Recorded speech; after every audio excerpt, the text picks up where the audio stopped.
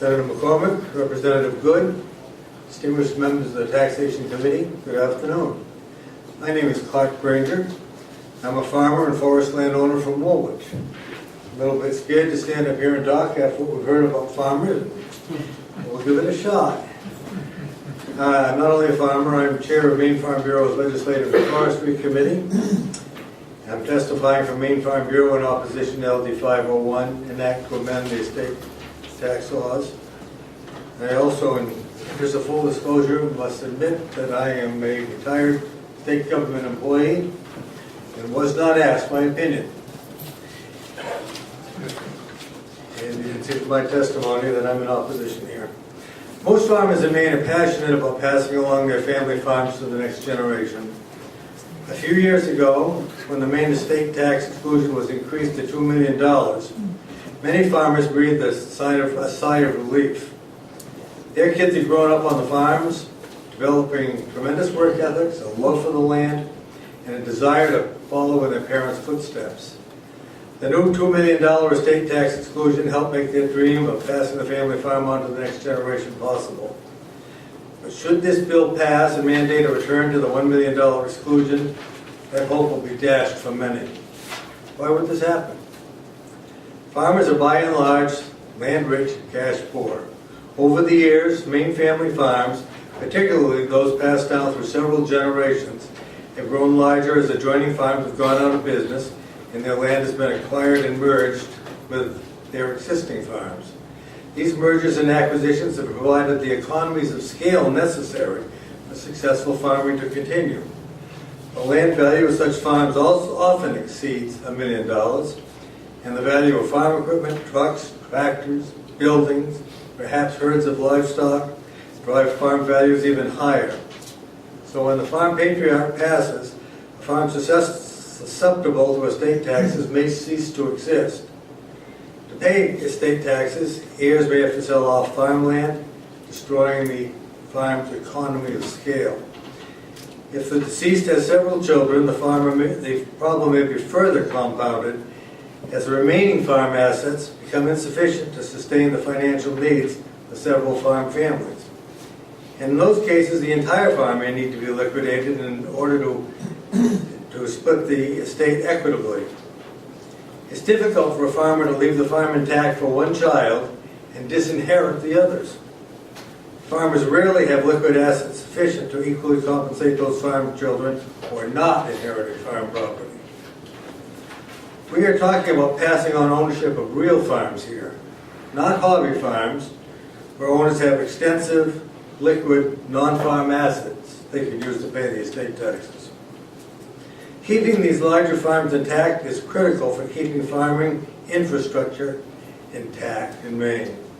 Without these farms, these larger farms, tractor dealerships, fertilizer companies, crop consultants would disappear, and farms of all sizes would be negatively affected, including smaller startup farms who depend on the infrastructure that is supported by the larger farms. It would greatly diminish our supply of local food and the amenities of rural open space. As a farmer, it's really difficult for me to understand this push to lower estate tax exclusion, especially for farmers.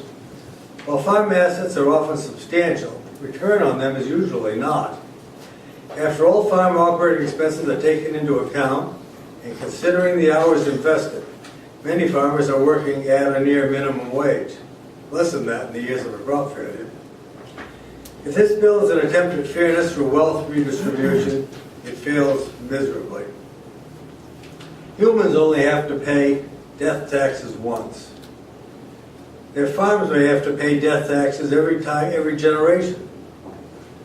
How many deaths can our family farms survive? Thank you for the opportunity to testify. I'd be happy to answer questions. Thank you, Mr. Granger. We do have questions, beginning with Representative Templin, please. Thank you, Mr. Chair. Thank you for being here, Mr. Granger. I'm wondering where you would stand on this change to the estate tax if there were a carve-out designed for working farms transferred as working farms from one generation to the next. I would oppose that. I think that the problem that farmers are having is also shared by a multitude of other businesses. The other businesses may have real estate values that have skyrocketed because of ownership of buildings rather than land. It just seems to me that while I'm here representing the farmers as a constituency, I see similar problems and would not feel comfortable with a carve-out solving the problems that this particular bill would create. Thank you. Other questions of Mr. Granger from the committee? Representative Good, please. Thank you, Mr. Chair. Thank you for being here, Mr. Granger. Isn't there a little bit in the middle, but I guess I did not grow up on a farm. I'm not totally familiar with the farming world. My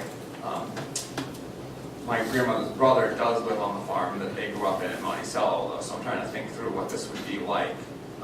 So can you just explain, say there was a farm that was worth $1.5 million, and it was left to my cousin, and they decided that they were working in a different sector, they weren't going to farm, and they were going to sell that land.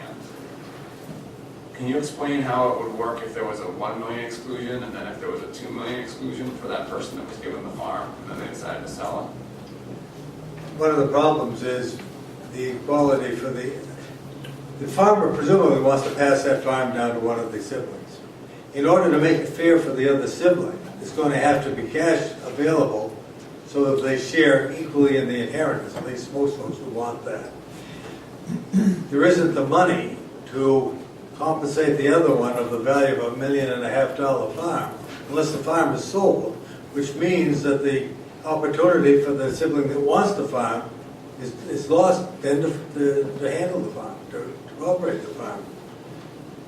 The other thing is, once you stop paying estate taxes, that's money that's not available for the next year's planting of a crop. The money that might be saved for paying estate taxes is going to be diminished by the 8% as well, perhaps. So it's not really a simple conundrum. It may be easier for a farmer that has one child, but most farmers, they have a labor force out there of their kids. And they certainly want to be fair when they distribute the thing. There's an opportunity, of course, to pass the farm on through $13,000 a year or whatever. With $1 million of farmland, or $2 million, or $3 million of farmland equity, plus the house, plus maybe a few other assets, it's difficult to take away all of that operating ability, operating capital for the future use of that farm. A farm, at the end of the year, needs money to continue the next year. And any extra stress you put on is detrimental to the farming. There was, for a number of years when I was going to college, Maine had thousands of farms. We still have about 6,000. We had thousands of dairy farms. Today that number is less than 300. These are big farms. They're ones that are they're the sort of farms that are particularly impacted by an estate tax change like this. We can't afford to lose any more dairy farms. We can't afford to lose any more larger farms. They're the driving force. They're the infrastructure that keeps the tractor dealers, the fertilizer plants operating in this state. So I guess I'm trying to think through the money and how it works. And the bill proposes to go to a $1 million exclusion, and it's currently a $2 million exclusion. So could you explain maybe if there were two different potato farms in Aroostook County, and one had a value of just slightly over $2 million, and one was around the $1 million mark right now, and what happens, like what the tax rate may be, and what happens to those farms? Do the ones that pay the estate tax disappear, and the ones that don't continue to exist right now? Not necessarily. I think that the cases would be different among the farms at different levels. Perhaps I don't understand the question. Well, I guess it's more getting at just what happens in the real world. I don't. You know much more about farming than I do. I do not live in this world, and so I'm just interested in what actually happens when this policy changes. And sometimes it's explained to us as if the businesses that pay the estate tax cease to exist, and the ones who don't pay it continue. And I guess I'm asking if, in your experience working with farms, and then there's a line here that exists currently, and there's proposed to change where that line is. And I'm interested if the businesses that fall on the more lucrative side of that line continue to exist, and the ones that are on the unfortunate side of the line cease existing, and if that's the experience in your world. Well, again, I think there's no rule of thumb. I think in many cases, the farmers will not be hit by the estate tax because they will have taken steps to make sure that they don't.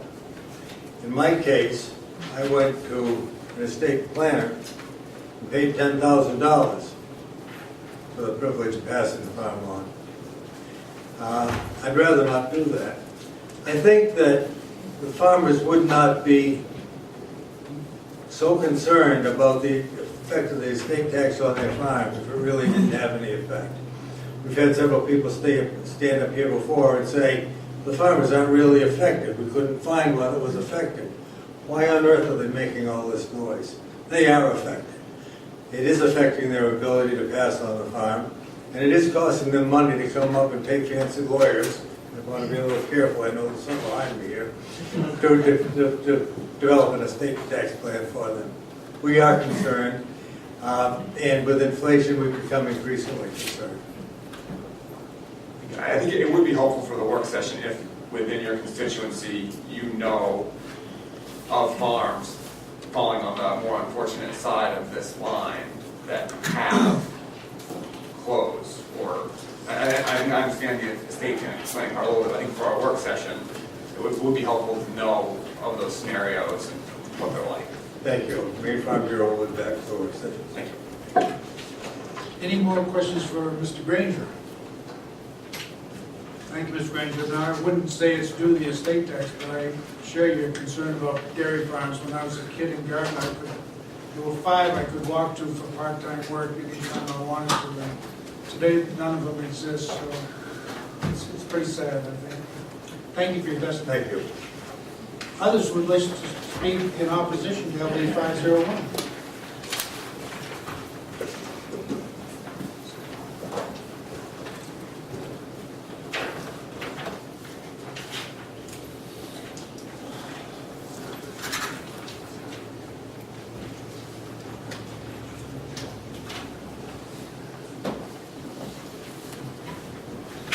Good afternoon, Senator McCormick and Representative Good and committee members. My name is Barbara Berry. I live in North Yarmouth and I represent the Maine Association of Realtors. MAR is a professional trade association with about 4,300 members throughout our state who are actively involved in real estate. And we have an additional 400 plus members who are affiliate members who are involved in all kinds of real estate related businesses. I'm before you today to express my association's opposition to LD 501. Tax policy strongly affects people's lives and influences their decisions. We're concerned about this bill because we believe its passage would have a detrimental effect on Mainers who remain full-time residents of our state and influence others to leave Maine and become residents of other states with more favorable estate tax policies. Rolling back the value of the estate at which the estate tax becomes payable, the Maine exclusion amount that is, from $2 million to $1 million will result in family farms and long-held tracts of land or family homes and camps having to be sold to pay the estate tax. We believe that is at best unfortunate and at worst wrong. We're not talking about wealthy people generally. We're talking about people who may be property rich but cash poor. Maine people take pride in their property and want to pass the homestead, farm, or the camp they bought when the kids were babies on to their children and grandchildren. An estate tax policy that requires a tax payment on estate's value beginning at $1 million will, in many cases, create a situation that results in heirs being unable to pay the tax without selling the property. Property values have, by and large, increased through the years. It's not at all uncommon today for property values, especially on farms and larger tracts of land or long-held homes, to exceed the $1 million figure. We believe our estate tax policy should be set at a figure that allows farms and homesteads to remain intact and in family hands. Our other concern about this bill is that we believe it will trigger an exodus of some Maine residents who will relocate to other states that they consider to be, I've heard them say it, better places to die. And as Senator McCormick noted, there are 31 states that have no estate tax at all. Tax policy influences behavior. Cutting the estate tax in half will certainly increase the number of people who make the choice to retire in other states. Let's not roll back our tax policy to make it less desirable for Maine people to stay in Maine. If our state tax policy is to change, we would prefer to see it eliminated, or at least align with the federal tax limit of the tax exclusion, which is currently $5,430,000. It's indexed for inflation, so it changes year by year, but that's the figure for 2015. Absent that possibility, which we know that is not a possibility at this time, we urge you to defeat LD 501 and leave the main exclusion amount at $2 million. And thank you for your consideration of our position on this bill. Thank you, Ms. Berry. Questions from the committee, beginning with Representative Tepler, please. Thank you, Mr. Chair, and thank you, Ms. Berry. I have questions about, you have basically two different reasons that you are opposed to this, and I just wanted to ask you questions about each of those. One is pretty much the same question I asked the gentleman from the Farm Bureau. If there were a carve-out for both family farms, let's say, that were remaining farms in the next generation, and closely held family businesses, would you be willing to support this? I would certainly have to take any new idea that came forward back to my legislative committee, but I would say that would not cover the homestead or the camp that people bought when they have a home that they've lived in for a long time, and they have a camp that they bought when the kids were little, and the value together is more than $1 million, and so it wouldn't cover that case. So I would guess that my association would probably not be supportive of that carve-out, but I would take it back to them. Okay, thank you. And the second question is about the fear of an exodus of residents. At one point, Maine Revenue Service gave us, and I don't know where I have the piece of paper, so I need to find it, a set of numbers about the number of people with incomes over $1 million and over $500,000 in the state of Maine. And over time, that number seemed to be growing, but actually dropped back slightly in 2013 compared to 2012.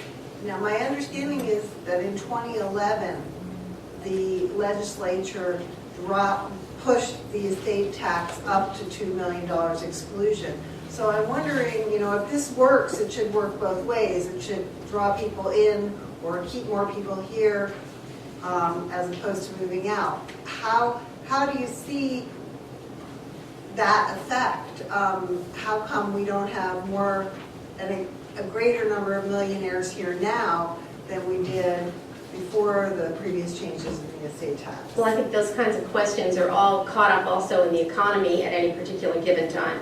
But also when people make a change and make that relocation to another place for 6 months and a day or for 7 months of the year, I'm not sure that they would, if they changed all of their, everything to fit that new address, not, whether it's doctors or insurances or whatever, but they've totally transitioned to a new place. I'm not sure that they're quick to transition back. That's simply anecdotal and an opinion and is not based in any kind of statistical analysis, but that could be one reason. And also I do think wherever we are in the economy accounts for how many millionaires there are in any given place. Okay, thank you very much. Other questions from the committee for Ms. Berry? Seeing none, thank you very much. Thank you. Others wishing to speak in opposition to LD 501? Seeing none. Other members?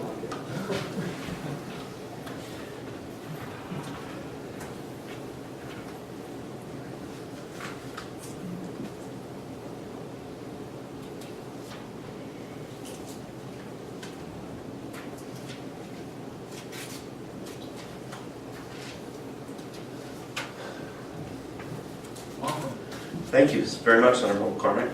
Representative Good. My name is Rick Snow. I'm the owner of Maine Indoor Karting, and I was not prepared to testify about this bill, so I'm completely unprepared, so forgive me for that. It seems every time I come to Augusta to try and testify at something else, I have to stand up here and testify on other things because it all catches up to us. In 2003, I started my business, Maine Indoor Karting in Scarborough, Maine, with the birth of my twin boys. My wife and I decided that it was time for me to do something that was with my passion, which was racing cars.